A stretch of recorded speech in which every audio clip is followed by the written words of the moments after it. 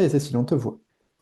Et je vais partager mon écran pour vous partager ma présentation qui est évidemment faite sur un outil à base d'IA. Elle est là. Donc, bonjour à tous. L'objectif, c'est de présenter donc ce métier de chef de projet en IA et qui est un métier d'avenir parce que selon la commission IA qui a été remise au gouvernement il y a quelques jours ou quelques semaines maintenant, c'est 50 000 emplois par an quasiment qui sont attendus d'ici 2030. Alors très technique, mais aussi très chef de projet. Donc c'est en gros 25 000 emplois de chef de projet par an qui sont attendus dès l'année prochaine et tous les ans jusqu'à 2030, alors qu'aujourd'hui, en tout, on ne forme que 12 000 personnes par an à ces métiers de l'IA. Et il en faudrait 50 000. Donc il y a un énorme besoin de formation et notamment de reconversion de gens qui connaissent déjà le monde de l'entreprise.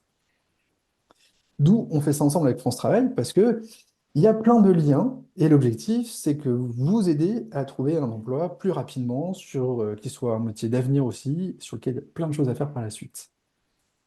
Qui sommes-nous? Rachel, qui est la directrice pédagogique du BAHU, à qui j'ai créé le BAHU il y a 4 ans maintenant. Le BAHU, qui est une école qui forme à des métiers nouveaux de façon très professionnalisante. Et notre premier métier, c'était le digital learning, donc de la conception de formation, notamment à distance.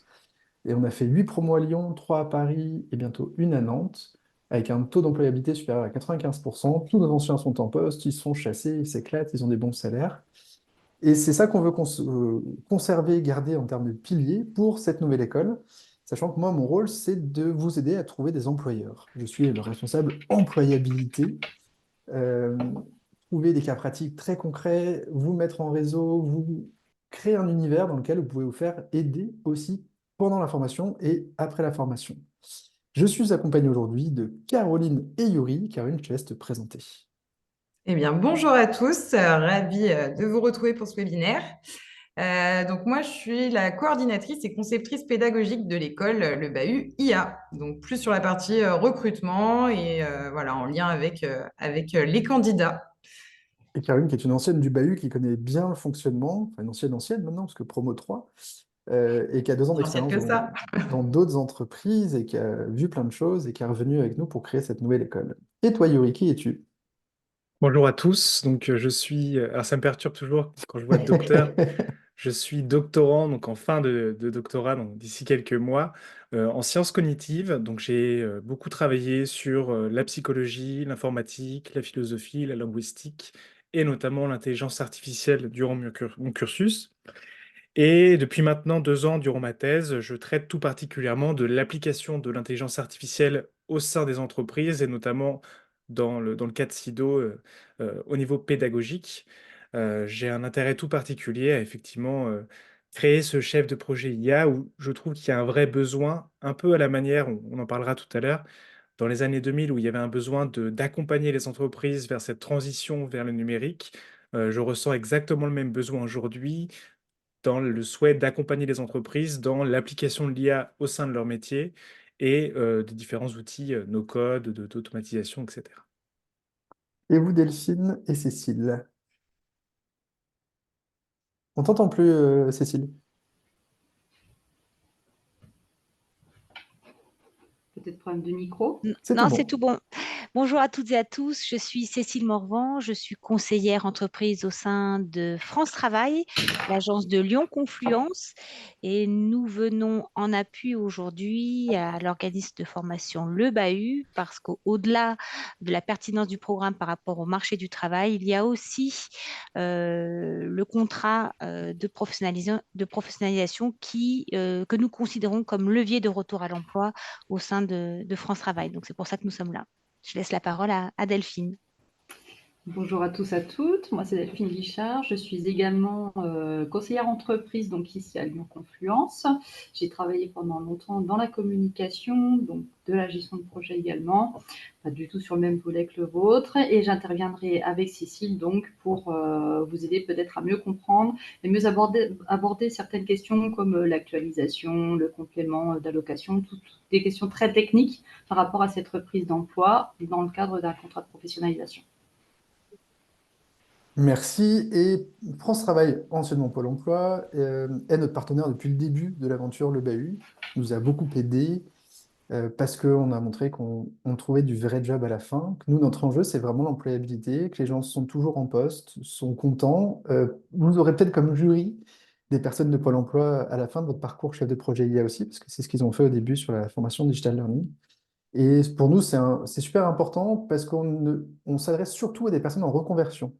D'où ce partenariat aussi, parce c'est important pour nous que les gens aient déjà une connaissance du monde de l'entreprise et déjà vu des choses ou sachent un peu plus ce qu'ils vont faire. Parce que aujourd'hui, si on va sur la définition de chef de projet IA, c'est surtout être capable d'intégrer des outils numériques, notamment l'IA, dans le quotidien des entreprises. Donc, c'est rendre les processus plus efficaces et plus innovants en mettant en œuvre des stratégies numériques avec du no-code. Donc, le no-code, c'est des outils qui permettent de développer rapidement des applications ou lier rapidement des applications, l'apprentissage automatique et l'analyse de données. Donc, c'est pas que l'IA, c'est vraiment un peu le chef de projet de la transformation numérique des années 2000, celui qui maîtrisait le Web 2 à l'époque, qui aujourd'hui, il y a plein d'évolutions et les boîtes sont arrêtées à ce Web 2 et ont besoin de passer à la suite et ne savent pas toujours par quel bout le prendre. Il y a plein de besoins. À Curie, on forme énormément d'entreprises en ce moment à ces sujets-là. Toutes sont très intéressées, mais toutes disent manquer un peu de temps ou d'experts internes pour gérer le sujet. Et donc, c'est vraiment ce rôle-là, être capable de comprendre les différents métiers de l'entreprise, de se mettre à côté et de les accompagner au quotidien pour mettre en place des petites solutions comme des grosses solutions. Donc voilà un peu ce que c'est que chef de projet IA. Je vous ai mis quelques ressources dedans. Le premier, c'est les enjeux de formation dont je vous parlais en nombre de personnes qui vont faire ce métier dans les prochaines années. Et après, des définitions de projets plus ou moins techniques pour chef de projet IA ou chef de projet numérique sur le blog du modérateur. Et je vous ai mis aussi quelques exemples d'offres d'emploi et d'alternance qui existent déjà, même s'il y en a peu. Donc c'est un peu un métier qu'on crée. Juste pour vous expliquer de pourquoi vous trouverez peu d'offres. Les mots-clés, c'est no-code, intelligence artificielle, data science un peu, ou chef de projet de transformation numérique.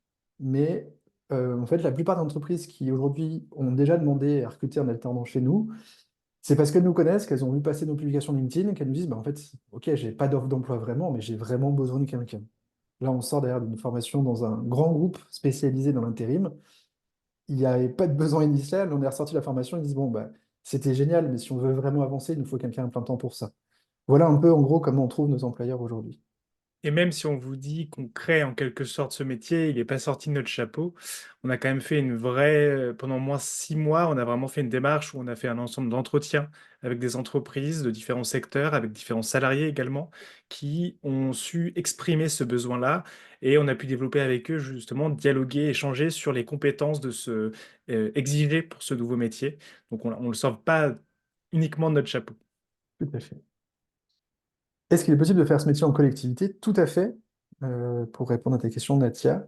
Alors attention, en termes de contrat, on ne peut aujourd'hui proposer que du contrat de professionnalisation par reconnaissance conventionnelle, sans titre, sans diplôme à l'issue, parce qu'aujourd'hui, il n'existe que 2 diplômes qui ont été labellisés France Compétences, enfin, qui sont certifiés France Compétences, et qui ne sont pas louables. Donc il n'y a que 2 écoles, mais qui proposent des cursus en 3 ans pour faire ce métier-là à la fin et qui ne loue pas le titre. Donc, on fera, nous, la demande de dépôt de titre, mais on peut ne le faire qu'après 2 promos terminés et 6 mois après la deuxième promo. Donc, ce sera plutôt un titre pour 2026 au mieux. Euh, Sachant que, comme je vous l'ai dit au début, nous, notre vrai enjeu, c'est votre employabilité. Et quand on n'a toujours pas de titre sur l'école Digital Learning, et nos anciens, ils sont chassés sur LinkedIn, et c'est bien l'essentiel. Donc, attention à ça, parce que sur les collectivités, parfois, ils ne peuvent faire que du contrat d'apprentissage. C'est-à-dire qu'ils ne peuvent prendre que des personnes de moins de 30 ans en apprentissage. Et généralement, nos étudiants ont en moyenne 36 ans, ce qui ne colle pas tout à fait. Mais Nadia, je t'encourage à nous envoyer un petit mail et on gardera ton profil, parce qu'on a quand même des contournements possibles qu'on a déjà mis en place avec des collectivités pour que ça fonctionne. À quoi on va vous former concrètement? À 3 choses. La première, et c'est souvent ça qui manque chez les data scientists, c'est comprendre les vrais besoins d'une organisation. C'est travailler aussi bien avec Jean-Michel de la compta que Jean-Michel du standard ou à nouveau Jean-Michel de la logistique. Comme ça, j'ai mis 3 fois le même prénom, il n'y a pas de choix de genre, de quoi que ce soit. Euh, et de voir en fait ce qu'il fait au quotidien, les tâches répétitives, et là où l'IA pourrait l'aider à être plus efficace. Et parfois, lui, n'imagine pas que l'IA puisse faire certaines choses. Donc l'enjeu, c'est vraiment d'être capable de l'écouter, de le faire parler et de schématiser ses actions quotidiennes pour dire, bah tiens, là, je pense que je peux te faire gagner du temps. Une fois qu'on a schématisé ça, c'est être capable de lui prototyper la réponse. Aujourd'hui, il existe plein d'outils auteurs. Vous connaissez probablement ChatGPT, mais il y en a plein d'autres qui vont permettre, en les modulant, en les entraînant spécifiquement, en les reliant à d'autres outils avec du Make ou du Zapier, à répondre à son besoin, sachant qu'on est là dans le prototype. Parce qu'avant de mettre la grosse cavalerie et 20 jours de développement pour pondre la solution, il faut s'assurer que ça réponde déjà bien aux besoins. Si ça répond bien aux besoins, on vous apprendra à aller jusqu'au bout à implémenter une solution open source sur un serveur que vous allez fine-tuner, donc entraîner avec les données de l'entreprise, vous assurer que ce soit RGPD compatible, que personne n'ait accès à ces données-là et que ça réponde parfaitement aux besoins. Mais ça, c'est quelque chose qui va prendre peut-être 20-30 jours de travail, voire plus en fonction de la taille des projets et de la taille des bases de données et de la qualité surtout des bases de données, parce que parfois, il faut nettoyer un peu ces bases pour que ce soit utilisable. Donc, on travaillera d'abord avec des outils auteurs pour vous faire gagner du temps. En gros, voilà les 3 étapes et ce qu'on vous apprendra à faire au bahut. D'accord avec moi, Yuri? Oui, je l'aurais pas mieux dit. Cool. Et comment ça va se passer? On part sur une formation de 399 heures, soit 57 jours, qui sont répartis sur 12 mois, donc c'est 1 an de formation. 25% du temps de l'année est passé en formation, avec 2 niveaux. Un premier niveau, vous allez faire 4 semaines à l'école pour apprendre les bases, comprendre ce que c'est que l'IA, comment ça fonctionne et comment on prototype des besoins simples. Ensuite, dans les blocs suivants, ces 3 blocs, vous voyez, de 7 jours, enfin 2 de 7 jours et 1 de 5 jours, aller beaucoup plus loin sur apprendre un peu à coder en Python, parce qu'aujourd'hui, il faut maîtriser un peu le Python pour travailler avec des outils d'IA, pour implémenter sur des serveurs, etc., etc. Donc pour aller vraiment plus loin. Et à la fin, vous terminez par un projet final où vous créerez une solution de A à Z pour une association qu'on aura choisie et vous l'aiderez à gagner vraiment du temps. Et c'est ça, ce sera votre portfolio que vous pourrez présenter à de futurs employeurs si vous ne gardez pas le vôtre. Voilà un peu le programme, comment ça fonctionne. Et l'idée, c'est que ce sont des blocs où même si vous n'êtes pas de Lyon, bah, vous pouvez vous installer à Lyon pendant les temps de formation. Et ça n'empêche que vous pouvez travailler. Là, pour l'école de Digital Learning, on a des gens qui viennent de Nice, de Bordeaux, de Paris, et qui s'installent à Lyon sur les semaines de formation, et qui repartent dans leurs entreprises ensuite. Voilà comment ça fonctionne. Je vous ai mis le calendrier en dessous, donc vous n'hésitez pas à le regarder. Et on s'adapte, hein. On sait faire les distanciels de temps en temps, quand il y a vraiment besoin, quand c'est compliqué pour vous, mais dans l'ensemble, la formation est en présentiel. À Lyon, dans les portes de Croix-House. Je perds ma voix, je ne sais pas pourquoi. Euh, Karen, si je ne cherche pas d'emploi, mais je prépare mon propre projet d'entreprise en IA, est-ce que je peux intégrer la formation? Tout à fait. Il faudra juste trouver les financements. Ce qui est faisable, si tu as déjà une entreprise, parce que l'OPCO peut te financer cette formation. Nous, ce qu'on vérifiera, c'est que tu as bien un vrai projet pour que tu aies euh, euh, des choses à nous apporter en termes de contenu à l'école, parce qu'on va vraiment se baser sur vos employeurs, vos entreprises, vos besoins. C'est vraiment une formation un peu à la carte, très professionnalisante. C'est pas de la théorie, c'est pas des cas préécrits, c'est à chaque fois du très personnalisé. Donc s'il y a tout ça, il n'y a pas de raison pour nous que ça ne fasse pas. J'étais prof d'anglais et est-ce que je peux faire ces métiers numériques? Et j'ai 34 ans. Très bonne question, Sonia. Dans les premiers candidats on a un expert comptable qui a 50 ans, c'est ça, Caroline? Une cinquantaine d'années? Mais qui est très à l'aise avec le numérique. On a des tests, en fait. Notre processus de sélection est pas évident non plus. Vous verrez, il n'est pas mortel, hein. Mais on va vérifier que vous avez cette agilité numérique, vous avez cette appétence avec les logiciels et avec la logique algorithmique. Et on va le tester de façon un peu fun, hein. Vous n'ayez pas peur, c'est pas des trucs où il faut apprendre à coder et tout de suite. Mais on va vérifier que vous avez ces facilités-là et un entretien avec Caroline pour s'assurer qu'on est capable de vous amener au bon niveau. Et on osera vous dire, euh, non, on n'est pas sûr d'y arriver. Ça ne veut pas dire que vous n'êtes pas fait pour ce boulot-là. Ça ne veut pas dire que vous n'y arriverez pas. C'est juste que nous, on n'est pas certain que vous ayez les prérequis pour y arriver. Je vais en parler un tout petit peu plus loin des prérequis. Mais c'est pour ça que je vous disais tout à l'heure, nous, l'enjeu, c'est pas tant de vous apporter un diplôme, c'est de vous apporter du job et d'être sûr que moi, je peux vous vendre à plein d'employeurs, enfin, vous recommander. Ce que je vous vends pas, c'est gratuit pour eux. Mais vous pousser et dire, Sonia, t'inquiète, elle est super forte. Alors après, vu tes connaissances, vu ton univers, j'ai des demandes beaucoup dans le monde de la formation. Donc comme tu connais déjà ça, tu connais déjà un peu les outils aussi de formation potentiellement, Bah, je vais plutôt essayer de trouver une boîte où tu connais déjà un peu le secteur. Voilà un peu je peux le voir de ce que tu m'as écrit pour l'instant. Qu'est-ce qu'il y a dans ce programme, Yuri? Est-ce que tu peux nous expliquer un petit peu? Oui. Alors, effectivement, par rapport à la question, et ça permet aussi de rebondir sur la question de Isée sur est-ce qu'il faut des connaissances en codage ou une maîtrise avancée en informatique? Justement, non. En fait, nous, ce qu'on voulait vraiment faire avec cette école, c'était prendre des personnes qui sont du coup, en reconversion professionnelle, qui ont déjà une expérience en entreprise ou dans d'autres divers secteurs, qui ont déjà pas mal de compétences, auxquelles on va ajouter ces compétences techniques, donc d'informatique, d'IA et de codage. Ces compétences techniques, vous allez le voir, elles sont aujourd'hui de plus en plus démocratisées, ou en tout cas accessibles pour vous. Et l'idée, c'est vraiment de pouvoir vous ajouter ces compétences-là.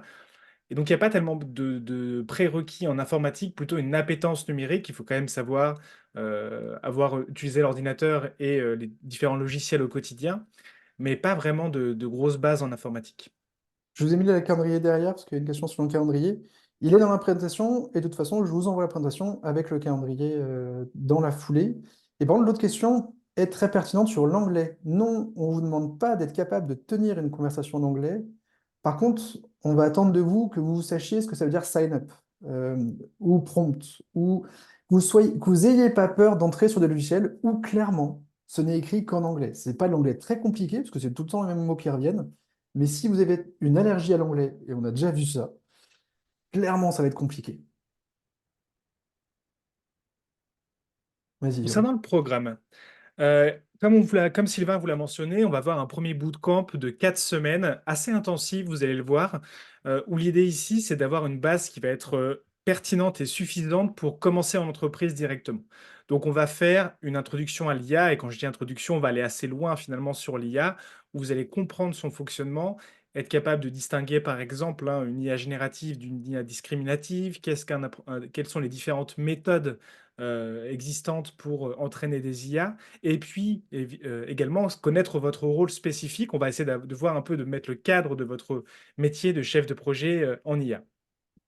À partir de cette base, on va aussi faire pas mal de conception et de réalisation de POC. Donc un POC, qu'est-ce que c'est? C'est Proof of Concept, donc une solution logicielle par exemple, où on va commencer à produire, concevoir ensemble des POC, typiquement des outils qui permettent d'automatiser l'envoi de mails par exemple, hein, je prends ça au hasard, mais Ou un chatbot sur et, le site internet qui permet ou de un répondre aux chatbot. principales questions des visiteurs, ou un chatbot interne pour répondre aux questions sur les congés, les carences, enfin tous les sujets RH, par Ou exemple. du traitement de données. Tout à Votre fait. entreprise a beaucoup de données brutes, elle ne sait pas tellement comment l'utiliser, comment la visualiser. Bah, donc tout ça, c'est des ensembles d'outils qu'on pourra mettre en place.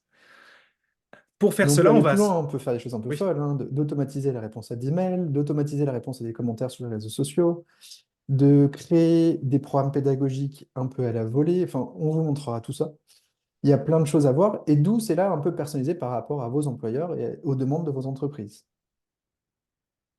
Et donc, on va s'initier à différents cadres, donc comme des cadres technologiques, hein, donc de la visualisation de données, quels outils actuellement existent-ils, dans quelle mesure on peut les appréhender, les utiliser, quels sont les frameworks d'IA. Et donc, quand on vous dit framework d'IA, justement, on va utiliser des outils principalement no-code, c'est-à-dire que ça vous permettra de faire de l'IA sans avoir à coder directement avec votre ordinateur.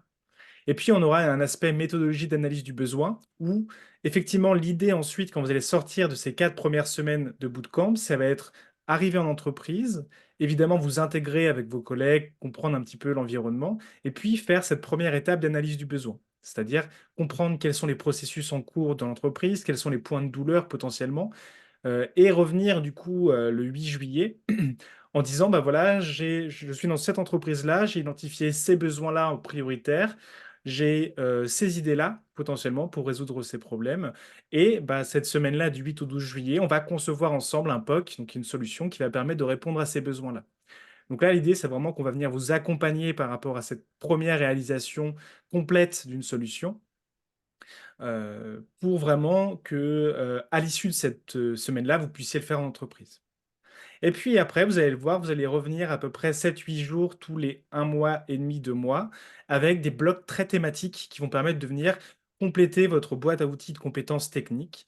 Donc, par exemple, du 12 au 21 août, on va avoir une introduction à la programmation et à Python. Alors, on n'est pas fou, hein, il faut beaucoup plus d'une semaine pour apprendre Python. Personnellement, à titre, j'ai utilisé Python et j'ai commencé à coder Python grâce à l'IA justement, parce qu'aujourd'hui, l'un des métiers qui est quand même assez, pas Le plus menacé, hein, impacté. encore une fois, mais qui est assez complémentaire, l'IA permet véritablement de faire beaucoup de code. Alors, elle est moins performante, elle est moins, oui, performante qu'un développeur senior. Par contre, elle permet de faire plein de choses. Et donc, l'idée de cette semaine-là, ça va être d'introduire la programmation et Python pour en connaître les bases et savoir comment avec l'IA, vous pouvez coder. Et puis un volet RGPD et éthique de l'IA. Alors ce volet RGPD et éthique de l'IA, il sera là, mais il sera aussi dans toutes nos formations. Il est assez transversal durant le cursus parce que, bah, effectivement, vous allez arriver en entreprise, vous allez jouer avec des données qui sont propres à l'entreprise. Donc il y a un vrai aspect réglementaire et puis d'éthique de ces données-là.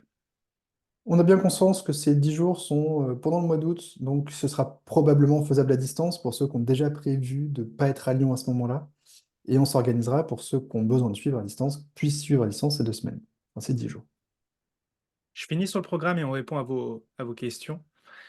Le 14 au 22 octobre, vous allez revenir et cette fois-ci, on va vraiment faire un point un peu plus avancé sur l'IA et notamment les techniques de fine-tuning. Donc en fait, on va vraiment se dire, dans le bootcamp, on aura pris des IA qu'on aura essayé d'utiliser pour vos données. Là, dans cette semaine-là, on va entraîner un modèle d'IA avec vos données. Et donc, on va faire un modèle beaucoup plus poussé potentiellement. Et puis, potentiellement, on va aussi voir un peu des modèles d'IA discriminatifs qui peuvent répondre à différents cas d'usage, d'autres cas d'usage propres aux entreprises, avec un petit projet de mise en pratique. La semaine du 6 au 10, là, on va se dire, bon, j'ai un ensemble de compétences techniques. Maintenant, j'aimerais bien implémenter ces solutions-là à une plus grande échelle. Donc, on va vraiment se poser la question de comment on déploie à grande échelle des solutions. Et puis, si je n'en ai pas les compétences, puisque ça va être aussi l'enjeu, hein, vous ne saurez pas tout faire en tant que chef de projet IA. Par contre, votre plus gros avantage, c'est que vous aurez un pied dans le technique de l'IA et un pied dans l'entreprise. Donc, vous saurez facilement rédiger un cahier des charges pour un data scientifique, un data analyst, qui lui, il pourra aller un peu plus loin sur des compétences qui vous manqueraient, par exemple. Et puis, effectivement, la gestion de projet, avec des méthodologies de gestion de projet, comment construire un calendrier par rapport à ça, et des méthodes agiles, par exemple. Et puis, pour finir, du 10 au 21 mars, là, on va se revoir pendant 2 semaines ensemble, où on va avoir un projet final qui va nous permettre d'évaluer un petit peu cette année de formation ensemble, où vous allez mettre de A à Z, on va arriver avec une entreprise, une association qui va exprimer son besoin, et l'enjeu, ça va être de produire, donc analyser le besoin et produire une solution en 2 semaines. Tout à fait. Il y a des questions. J'ai 26 ans, je sors d'une expérience de 6 mois d'entreprise. Je trouve votre formation très complémentaire avec ma formation de 3 ans en chef de projet de transition numérique. J'ai de bonnes connaissances en IA. Est-ce que mon expérience est suffisante pour intégrer votre cursus?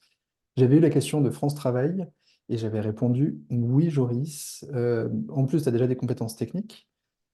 Donc nous, on validera tes compétences plutôt relationnelles lors des échanges pour voir si tu peux bien te positionner au centre de l'entreprise et d'être un peu le confident de tout le monde pour être capable d'aider à trouver des solutions. Mais oui, oui, pas de souci. Et de toute façon, nous, on va t'aider à monter en expérience là-dessus, en compétences là-dessus aussi, parce que tu auras tout le temps des cas d'entreprise, des vrais interlocuteurs qui viendront à l'école présenter un problème, et ce sera à toi de le schématiser, de l'imaginer. Est-ce qu'il y a des vacances durant ce programme, Valérie? Tu es en contrat pro, donc tu as des vacances comme un salarié normal. Si tu as besoin de vacances pendant l'été, notamment, c'est quelque chose qui se discute avec les employeurs, mais beaucoup de boîtes sont fermées de fin juillet à fin août, donc c'est tout à fait entendable pour elles aussi. Mais tu as bien 5 semaines de vacances comme tout salarié sur un an. Les sélections, Yacine, ont démarré. Donc, dès la fin, là, je te donne le formulaire de candidature. Je vais vous donner le formulaire de candidature. Nous, on a déjà présélectionné 8 candidats, si je dis pas de bêtises. Caroline, dans l'idée, pour une promo d'une vingtaine de candidats, on va en présélectionner 30 maximum de très bons candidats que je peux présenter à des employeurs. Et seuls ceux qui auront signé un contrat contrat de professionnalisation, avant le 13 mai, le 10 mai au plus tard évidemment, idéalement avant le 6 mai, pourront démarrer la formation. Ça ne veut pas dire que si vous ne faites pas cette promo, vous ne pouvez pas faire la suivante, parce qu'on a régulièrement des demandes d'entreprise, et dans l'idée, on a toujours eu plus de demandes d'entreprise que de places de candidats. Voilà, on en est. J'ai suivi une formation en développement front, Et mon objectif est de devenir product manager en IA. Est-ce que c'est possible de suivre une formation malgré mon parcours? Pourquoi malgré? Au contraire, super intéressant ton parcours. Il y a pas mal d'offres effectivement de product manager en IA. Donc ça peut tout à fait coller euh, chez nous. Quelle est la taille des compagnies, des entreprises qui ont besoin d'un chef de projet? Pour l'instant, là, dans les premières boîtes qui m'ont contacté, j'ai aussi bien la TPE, une vingtaine de personnes. Je par exemple une belle agence marketing à Lyon qui voudrait vraiment monter en compétence là-dessus et qui n'a pas le temps. Il y a déjà plein de gens qui y touchent, mais personne qui a pris le sujet à bras-le-corps et ils veulent quelqu'un d'interne. J'ai une start-up, ils sont une dizaine, ils sont dans la fintech et ils ont besoin de quelqu'un d'interne.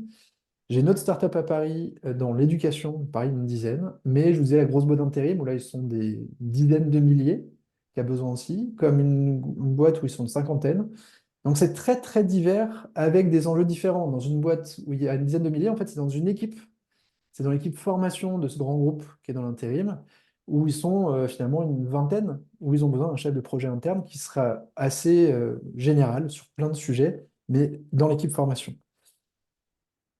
Euh, et quel est le nombre de postes de chef de projet IA aujourd'hui? Alors, il y a un an, quand on a commencé à travailler sur le sujet Curie, il y avait à peu près 300 postes en France, 300 personnes qui faisaient ce métier-là. Aujourd'hui, on est plutôt autour de 3000 et normalement, je vous dis, fin d'année prochaine, on est plutôt autour de 30 000. C'est ce qui est annoncé par le Hub France IA, qui est un peu le syndicat des métiers de l'IA en France, et par la commission IA. On connaît la frilosité sur les seniors, est-ce que c'est jouable pour les plus de 50 ans? Bonne question, Philippe. Je n'en sais rien sur ce métier. Je crois que je te l'avais dit à l'époque du digital learning. Clairement, c'est un peu plus dur pour moi de trouver des employeurs pour des personnes qui ont plus de 50 ans, parce que bêtement, il y a un réflexe de plus de 50 ans égale pas agile, pas numérique. Et on en a dans toutes les promos, j'ai une moyenne d'âge 36 ans, donc on a de 26 à 55 ans. Et c'est pas du tout vérifié. J'ai des plus de 50 ans qui sont super bons en numérique et qui s'éclatent en entreprise. Donc ça se tente. Ce sera plus dur, ou je te le dirai en fonction des entretiens et tes résultats. Euh, mais on y arrive, clairement. Et comment on peut m'aider sur ces profils? Bah, il y a nous ce qui marche sur ces profils. On a eu dernièrement Pascal, par exemple, qui a fait un super post LinkedIn en disant c'est pas parce que j'ai 50 ans que j'ai pas le droit de me reconvertir. Et il a eu 8 offres d'emploi dans la foulée. Donc, on va chercher à plus pousser ces profils-là publiquement pour que les entreprises aient envie de les aider. Alors, sur des profils de moins de 35 ans, j'aurais moins de mal et j'arriverai plus facilement à leur choper des entretiens. Mais même sur les plus de 50 ans, j'y arrive. Tout dépend un peu de votre parcours, de ce que vous avez fait avant, de vos spécificités. Là, comme sur ce métier-là, il faut une connaissance de l'entreprise, de son secteur. Plus de 50 ans n'est pas nécessairement un frein, au contraire, je pense. Ghislaine, j'ai validé le certificat PTT Transformation Digitale de l'EMB de Lyon. Est-ce que c'est suffisant pour intégrer la formation? Franchement, il n'y a pas de lien. On s'en fiche de vos diplômes. On va arriver aux prérequis. Comme ça, tu auras toutes les infos. Et je suis business analyst et ça m'intéresse. Je suis en Bourgogne et j'ai pas les moyens de me déplacer à Lyon. Isabelle, bonne nouvelle pour toi. Et je peux peut-être donner la main juste un instant à Cécile et ou à Delphine. Il existe des aides quand tu es en formation pour te déplacer sur ton lieu de formation ou chez ton employeur. Pendant la formation, tu es financé, tu es payé pendant toutes les semaines de formation, comme les semaines en entreprise, évidemment. Donc, on peut trouver des solutions. Est-ce que vous voulez prendre la parole, Cécile? Oui, Oui. ça y est, je cherchais à réactiver mon micro. Alors, j'avais une information juste sur la précédente intervention sur la personne qui évoquait son âge, sa Oui. seniorité, entre guillemets, même si on n'aime pas vraiment ça. Alors, contrat pro, plus de 45 ans, il existe des aides de l'État supplémentaires à mobiliser. Ça peut être un levier. Hein, on est déjà bien aidé quand on rentre en contrat pro par l'État, mais lorsqu'on a plus de 45 ans, on a une aide supplémentaire à mobiliser. Côté employeur, Oui. tout à fait. Alors, je vais mettre dans le chat peut-être le lien. Mais je vous le redonnerai, moi je donne ça à tous les Tu- employeurs, ils Ah sont... ben Ouais, ouais, voilà, je les tu informe de donneras. ça, tout à Ok, fait. très bien. Pour ce qui est de la reprise d'emploi à distance de son domicile, si c'était la question, et Oui. lorsqu'on veut mobiliser une aide à la reprise d'emploi, il y a certains critères qu'il faut remplir pour pouvoir en bénéficier.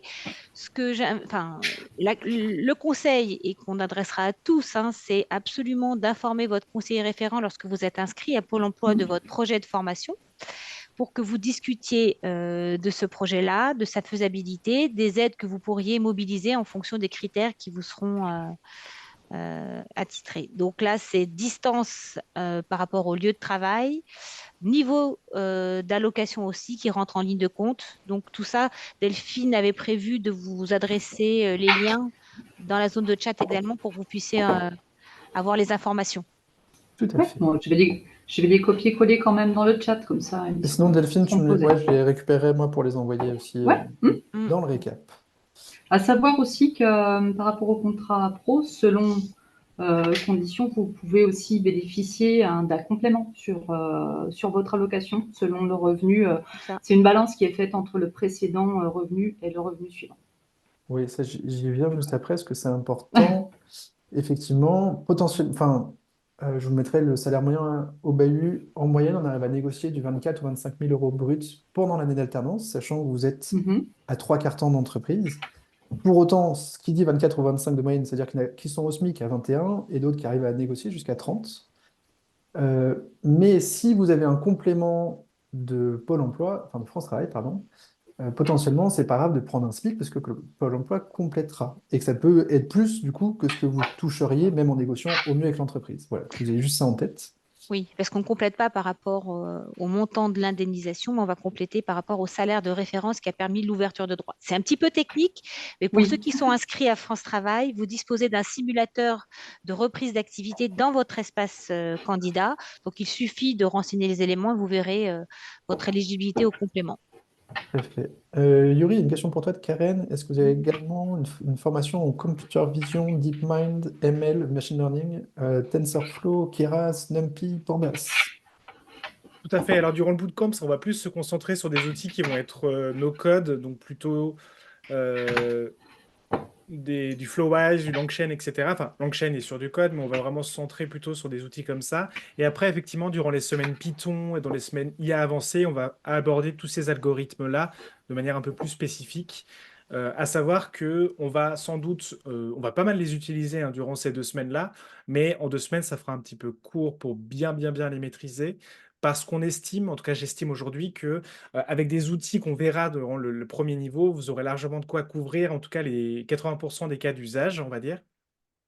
Et que effectivement, après, ces outils-là, donc d'IA qui vont aller un peu plus loin, vont être beaucoup plus traités durant le niveau 2 et seront vous permettront voilà, d'avoir ces 20% restants de cas d'usage qui pourraient ne pas être traités avec le niveau 1. Mais effectivement, tous ces algorithmes-là vous serez formé à ça. Après, c'est pas une formation type le wagon où c'est 5 semaines de code brut. On va vraiment aller très très loin dans les algorithmes, hein. On reste sur des outils. Et justement, en fait, cette école-là et ce métier-là, à notre avis, il peut exister parce qu'on a une démocratisation assez forte de ces outils-là. Donc, on va pas aller non plus dans le technique à 100%.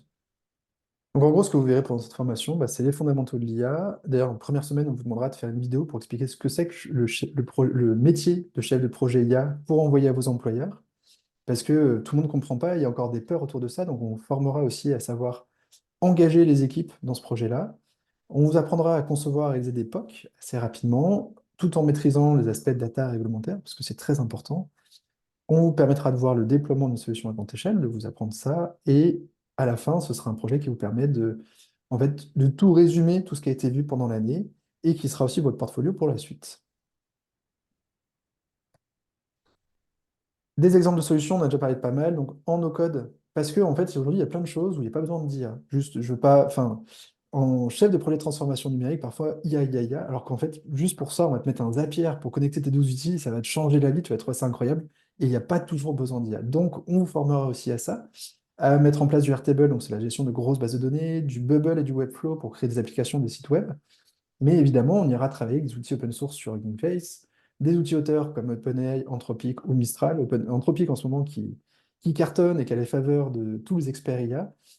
Yuri en a parlé de LangChain et de Flowise. Mais ce sont des exemples, il y en aura plein d'autres et on aura aussi probablement un partenariat avec Microsoft, parce qu'on l'a déjà sur l'école Digital Learning, pour après aussi déployer sur leur serveur et travailler avec eux pour pouvoir aider les entreprises à être RGPD compatibles et autres.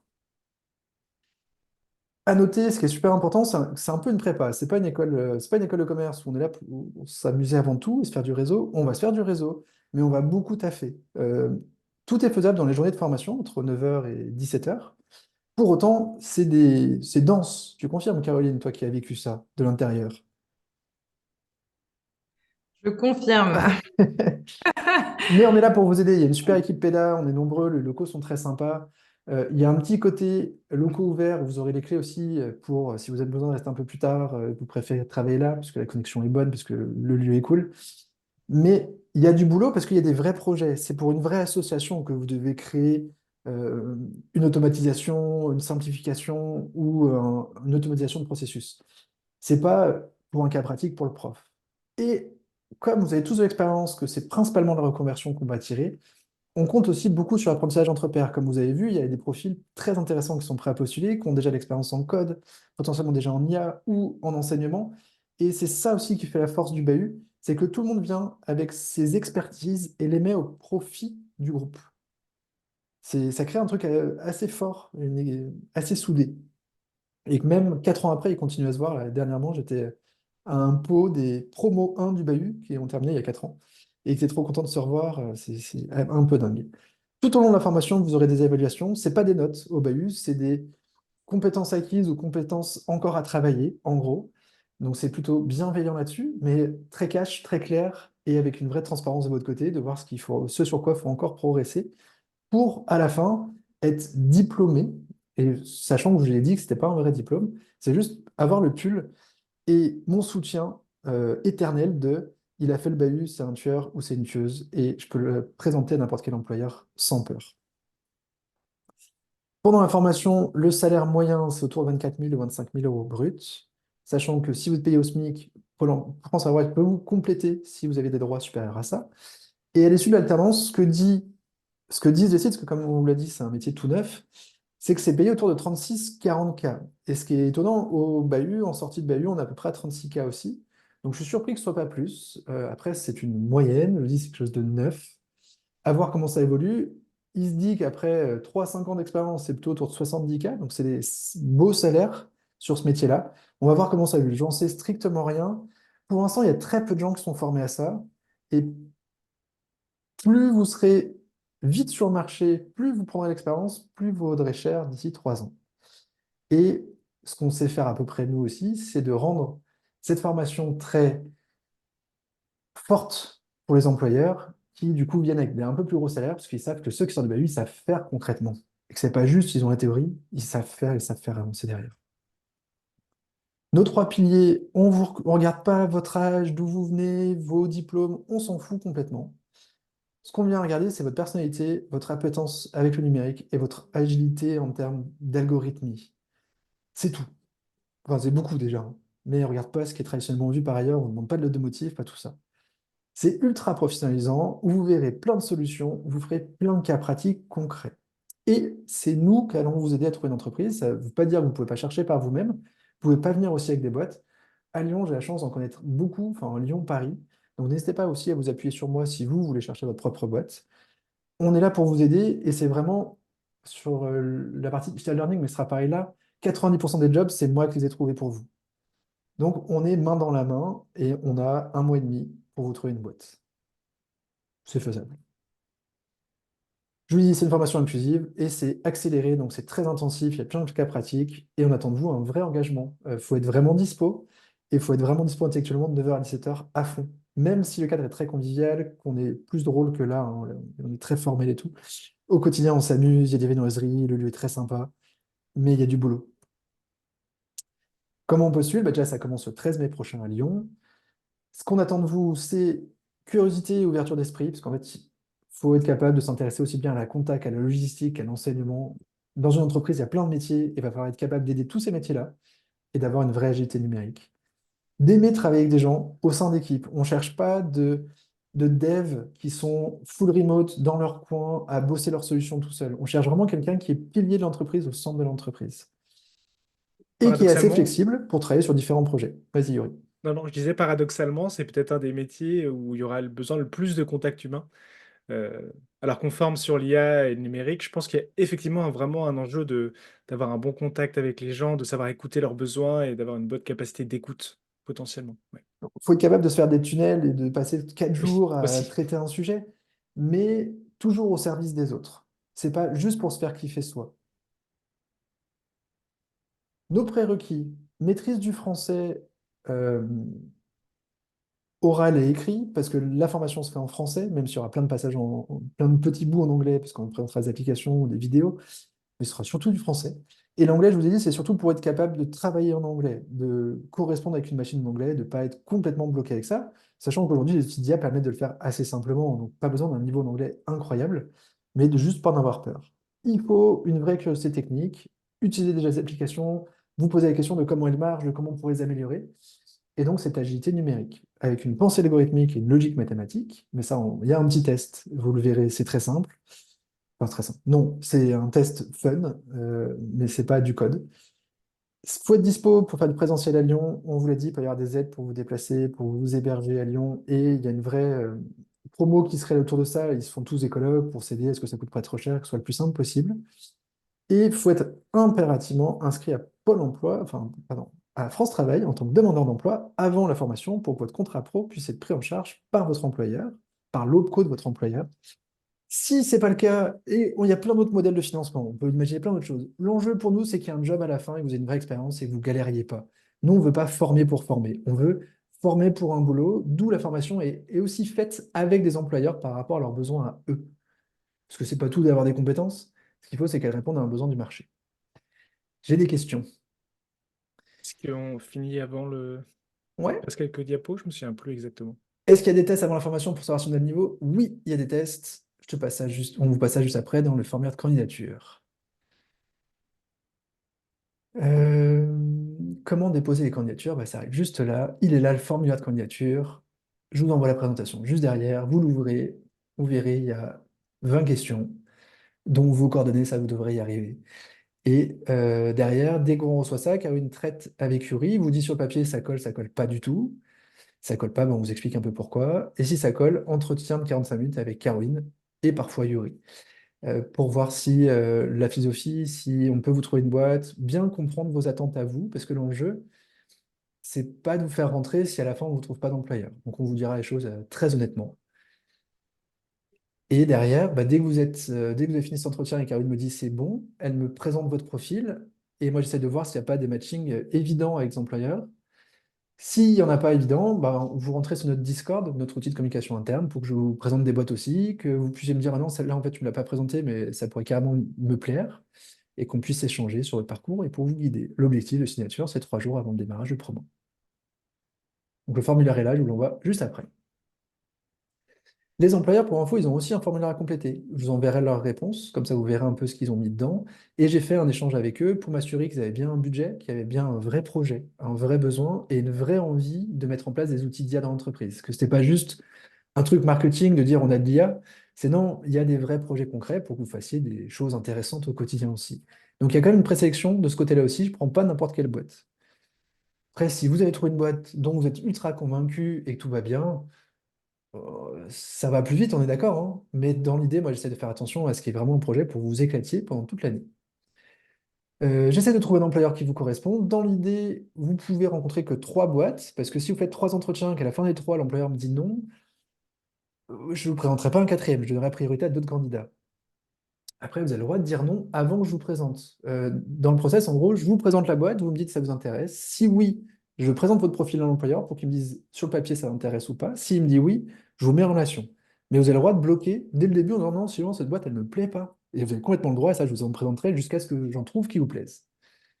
On fait les meilleures relations. Je suis là pour vous aider, pour accélérer, pour relancer, pour que l'employeur me donne une réponse. Un oui, non, merde, mais moi je veux une réponse pour que vous puissiez démarrer tranquillement le 13 mai. Et on signe le CRFA et la convention au plus tard le 7 mai.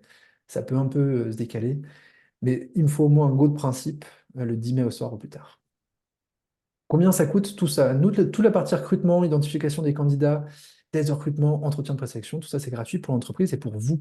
La formation coûte 9 200 euros, elle est prise en charge à 100% par votre employeur. Donc vous, ça vous coûte rien. Et dès le premier jour de formation, dès le 13 mai, vous êtes salarié en CDD ou en CDI chez votre employeur. Donc vous êtes payé dès le premier jour, pendant tous les jours, pendant au moins 12 mois. Je vous l'ai dit tout à l'heure, on est plein centre de Lyon, on a des locaux qui sont certifiés ERP, Donc, c'est accessible aux personnes en situation de handicap. N'hésitez pas à nous le dire s'il y a des besoins spécifiques là-dessus. On sait s'adapter, on sait faire des choses pour que tout se passe bien pour tout le monde. C'est ça le but pour nous. Il n'y a pas de restauration prévue ni d'hébergement. On peut manger sur place. Il y a des fours, des plaques, des micro-ondes et un lieu très sympa pour échanger, un frigo, enfin, il y a tout ce qu'il faut. On ne vous héberge pas. Il y a des hôtels, auberges, Airbnb, chambres, pas loin. On vous guidera si besoin. Je vous l'ai dit, s'il y a des sujets de handicap ou autres, vous nous dites et on vous aidera à trouver des solutions ou répondre à vos besoins spécifiques. On est 13 rue Burdeau, dans le premier à Lyon. Je vous ai remis notre site web. On a une page qui présente un peu la formation avec le programme et le calendrier. Notre email, c'est contact@lebahut.com. C'est le mieux pour nous contacter. On ne répond pas toujours au téléphone parce qu'on reçoit beaucoup de demandes, beaucoup d'appels. Donc, envoyez-nous un email ou dès que vous êtes candidat présélectionné, vous êtes sur le Discord et c'est ce qui est le mieux pour communiquer avec nous. Voilà pour la présentation. Je crois qu'il y a encore des questions qui sont là. Merci Philippe pour les encouragements, c'est cool, on va s'éclater. Franchement, ça va être très fun. Est-ce qu'il y a d'autres sessions prévues que le calendrier présenté aujourd'hui? Pauline, très bonne question. Oui, dans l'idée, si tout se passe bien, qu'on trouve bien les 20 employeurs pour les 20 premiers candidats de cette promo, que tout le monde s'éclate, et employeurs et candidats, et qu'on voit qu'il y a ce besoin-là, on a prévu de faire d'autres sessions à Lyon, potentiellement dès début 2025, voire même fin 2024, en fonction des besoins employeurs aussi. En fait, en gros, c'est un peu comme ça qu'on fonctionne, aussi bien pour Digital Learning que pour IA, c'est en fonction des demandes employeurs. Moi, je ne fais pas une formation si je n'ai pas de boulot. Et si j'ai plein d'employeurs qui me disent, hey, Sylvain, il me faut quelqu'un, bah là, on se dépêche pour lancer un programme et trouver une équipe pour le lancer. Voilà en gros comment on fonctionne. Et ça se fera probablement aussi à Lyon, à Nantes et à Paris prochainement, dès que nous, on aura validé une première promo. Merci Yacine. Ouais, franchement, avec Yuri, il y aura Anthony, il y aura Virginie Mativet, il y aura des super intervenants, il y aura des pointures qui nous ont déjà dit OK pour nous suivre là-dessus. Et c'est cool parce qu'ils savent qu'on bosse bien. On a la chance d'avoir ces 4 ans d'expérience en digital learning et d'avoir fait un beau boulot. Donc, on va vous proposer un programme qui est cool, qui sera améliorable. Il y aura plein de pétouilles, hein, parce que tout n'est pas parfait. C'est un métier qui change tellement vite aussi. Mais on fera nous notre max pour que vous soyez à la fin content et employable sans difficulté. Quels sont les départements d'internes qui cherchent un chef de projet IA? Il y en a plein. Il y a beaucoup la formation, parce que c'est le sujet que je maîtrise le plus via notre premier métier, mais il y a aussi beaucoup les finances. Aujourd'hui, le monde de la comptabilité est ultra impacté par l'IA, mais aussi tout ce qui est fraude, pour tout ce qui est e-commerçant, très important, donc tout ce qui est shipping. Les opérations en général, tout ce qui est logistique aussi, pour améliorer les tournées, pour faire gagner des gains de temps. Qu'est-ce que tu as d'autre en tête, Yuri? Et même dans la partie commerciale, identifier les prospects à plus forte valeur ajoutée ou à plus gros potentiel? Oui, la supply chain, la logistique, L'administratif, comme dit Philippe. l'administratif. De ce que l'on voit, effectivement, c'est assez divers. Ce qui peut être intéressant souvent, c'est d'avoir votre expérience professionnelle précédente colle à peu près avec le métier en À interne l'entreprise dans laquelle vous allez. de l'entreprise, effectivement. Mais c'est ce qui va être intéressant avec la formation aussi, c'est qu'on va vous fournir vraiment des connaissances transversales tech qui vous permettent, et moi je le vois, j'en suis assez surpris au final à chaque fois, c'est que dans n'importe quelle équipe, potentiellement, ah ben on peut faire un chatbot là, ça vous ferait gagner tant de temps, ah il y a ce projet de R&D qui serait très intéressant à mettre en place. Donc en fait, c'est tellement aujourd'hui transversal que vous pourrez vous intégrer dans plein d'équipes. Et Elisabeth, côté marketing, le métier le plus impacté aujourd'hui par l'IA, c'est community manager ou responsable de com. Donc oui, oui, à fond, marketing très impactant. On voit déjà même que la façon d'écrire sur le web a évolué depuis l'IA, avec ses bons côtés et ses mauvais côtés. Que faire des campagnes marketing, enfin, ça a complètement changé grâce à l'IA. Donc oui, il y a plein de choses autour de ça aussi. Et je vous ai dit déjà, dans les premiers employeurs, j'ai 2 boîtes spécialisées dans le monde marketing qui ont besoin de quelqu'un en IA chez elles. Est-ce que vous êtes une entreprise dans le milieu de l'assurance santé? Oh, j'en connais. Donc ouais, il peut y avoir des trucs cool, Pauline, là-dessus. Je peux les contacter pour... j'en connais plusieurs, pour leur proposer ça. Tout à fait. Très bonne idée. Ah, complètement, je suis assez d'accord, Philippe, sur ce que tu mentionnes. Je suis assez surpris au final, souvent, que malgré la transition vers le numérique dans les années 2000, on ait encore aujourd'hui des tâches très répétitives qui n'ont pas tellement de plus-value. Mais par manque de temps, par manque de moyens, les entreprises ne réfléchissent pas ou ne prennent pas de recul pour essayer d'accompagner les salariés là-dessus. Et donc, on a souvent ce truc de est-ce que l'IA ou ces genres d'outils vont remplacer les salariés?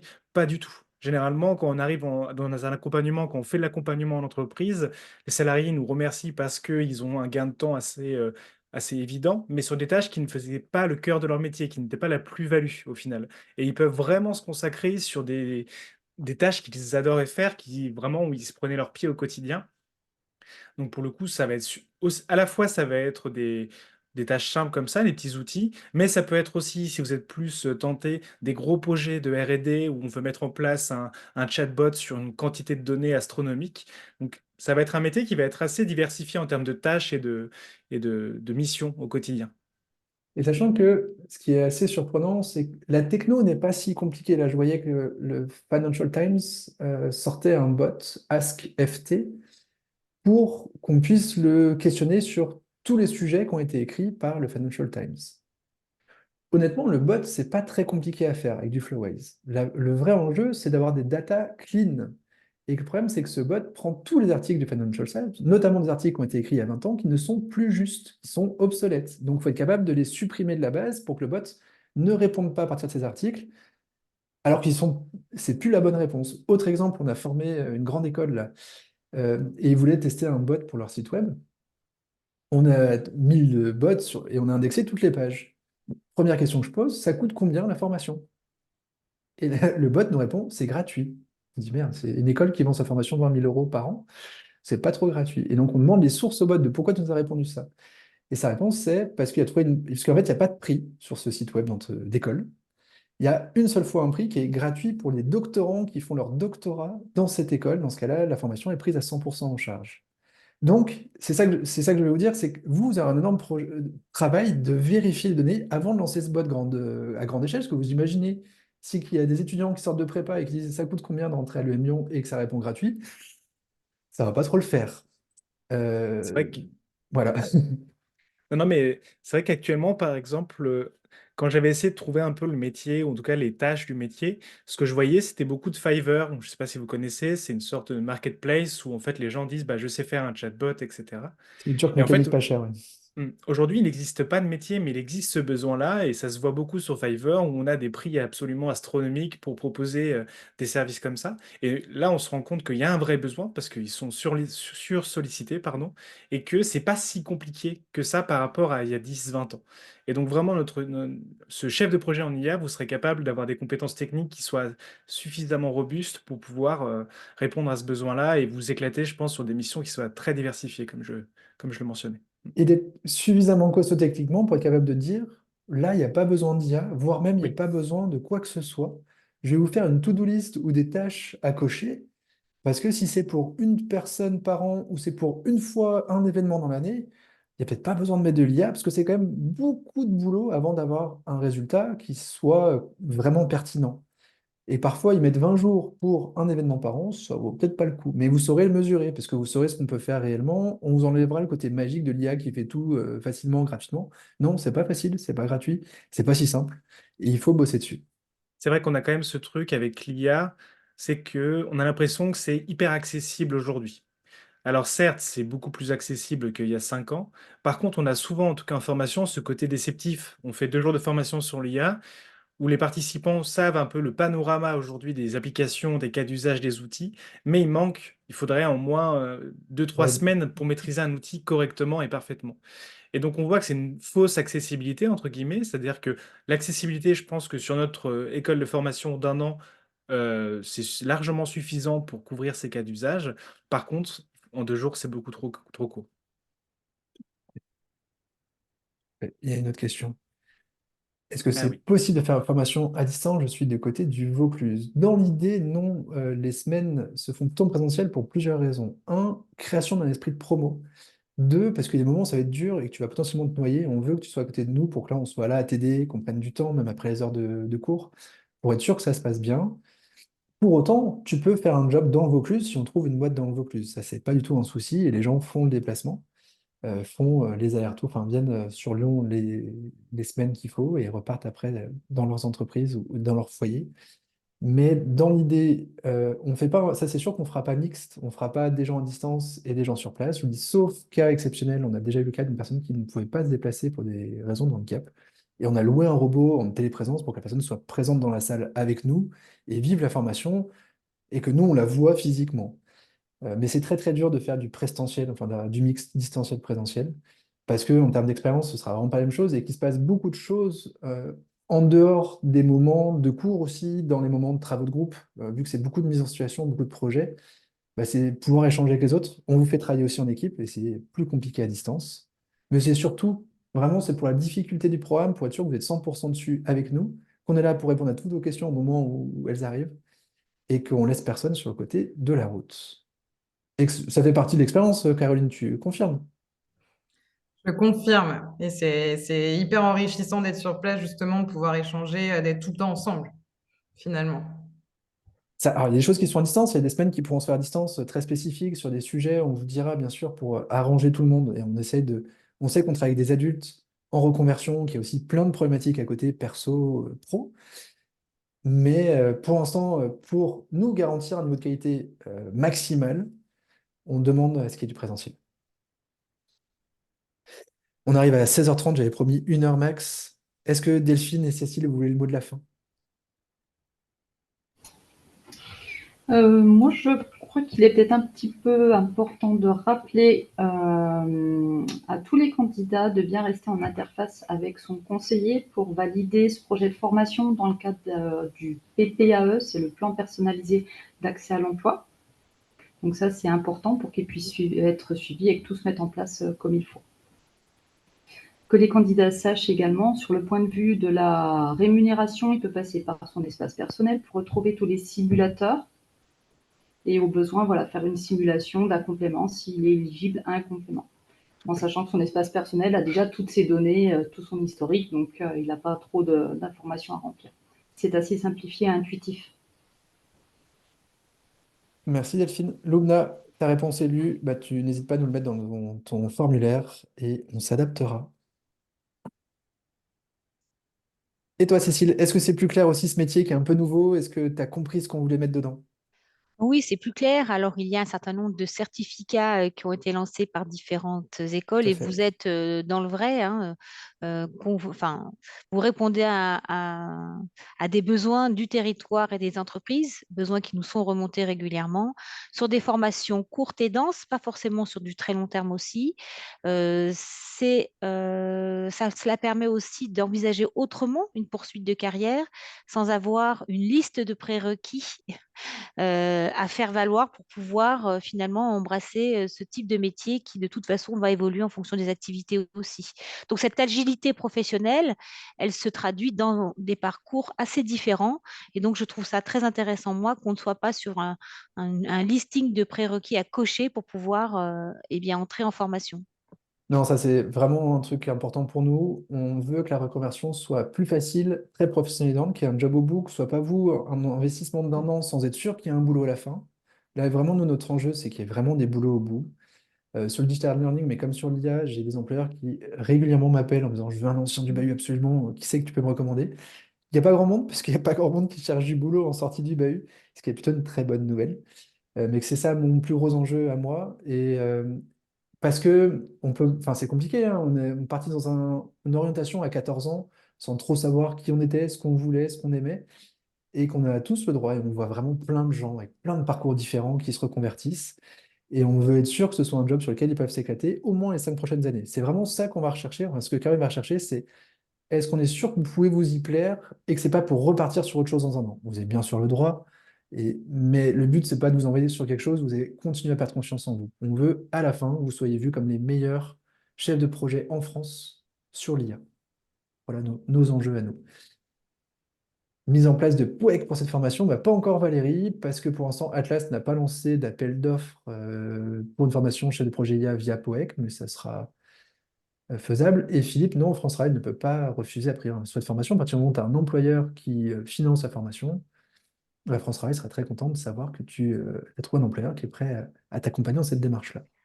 D'ailleurs, nous soutenons les organismes qui portent l'alternance comme levier de retour à l'emploi. Nous sommes là pour ça. Voilà, Tout mais à fait. interfacer, entre guillemets, c'est un terme un peu anglais, mais échanger avec son conseiller, c'est déjà partager un projet de formation, c'est démontrer à quel point il est pertinent dans votre parcours, et puis c'est vous accompagner au mieux pour que vous retourniez à l'emploi. Et Siam, une question sur je suis responsable qualité en agroalimentaire, est-ce que ça peut coller avec une reconversion IA? Honnêtement, tout peut coller. J'ai pas un métier où je vais te dire que c'est pas possible, sachant qu'on se fiche un peu de ce que tu as fait avant. C'est plus qu'effectivement, c'est une vraie expertise et en qualité et en agroalimentaire, donc ça ouvre plein de portes possibles. Donc moi, je vois plutôt ça en énorme potentiel qu'en difficulté, au contraire. Le seul sujet, c'est voir ton niveau avec le numérique et ton appétence à ça et ton agilité algorithmique, comme on l'a dit juste avant. Mais si tu as tout ça, moi, c'est Après, plutôt génial. la question qui peut se poser plus tôt, c'est est-ce que tu veux continuer en agroalimentaire tout en ajoutant de l'IA ou est-ce que tu accepterais de changer un peu de domaine? C'est Et de plutôt faire ça la question qui va se de poser. l'IA avec de la qualité dans autre chose, tout à fait. Merci à tous. Je vous souhaite une très très bonne journée. Merci pour toutes vos questions, c'était génial. On a eu, je crois, au plus fort, une cinquantaine de participants, donc c'est trop cool. Merci beaucoup France Travail, c'est trop bien. Candidatez, je vous envoie le mail tout de suite. Normalement, j'ai vos coordonnées. Et sinon, France Travail me les enverra pour que j'envoie l'email avec le formulaire de candidature, le replay et le support et le calendrier. Merci à tous. À Merci très à Merci à bientôt. tous. tous. Au Merci, revoir. Au au Bonne revoir. revoir. journée, au revoir.